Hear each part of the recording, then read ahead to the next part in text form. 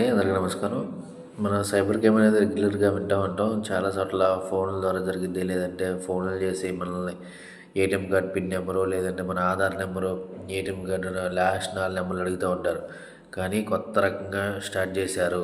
ఎలా అంటే బ్యాంకుల్లోకి వెళ్ళి క్రౌడ్ ఎక్కువ ఉన్న చోట ముసలోళ్ళ దగ్గర వాళ్ళ దగ్గరికి వెళ్ళి, ఆడవాళ్ళ దగ్గరికి వెళ్ళి ఒక ఆఫీసర్లా మాట్లాడి నేను ఒక ఆఫీసర్ని అని మాట్లాడి అలా ఓచర్లు రాసి ఒక 10 నిమిషాలు మళ్ళీ అటు ఇటు తిరిగి ఓచర్లు రాసి వెళ్ళిపోతారు. వెళ్ళిపోయిన తర్వాత అటు ఇటు తిరిగి 10 నిమిషాలు అటు ఇటు తిరిగి మళ్ళీ వస్తారు. అమ్మ క్రౌడ్ ఎక్కువగా ఉంది, నేను వేస్తాను అని ఆయన జేబులోంచి ఒక ఫేక్ స్టాంప్ తీసి, ఒక పెన్ను తీసి సైన్ చేసి ఇచ్చేసి వెళ్ళిపోమంటారు. ఇది నిన్న రీసెంట్గా జరిగింది. కైక్లూరులో జరిగింది. ఇలాంటి ఎవరిని నమ్మొద్దు. డైరెక్ట్గా మీరు వెళ్ళి బ్యాంక్ కౌంటర్ దగ్గరికి వెళ్ళి మాత్రమే కట్టండి.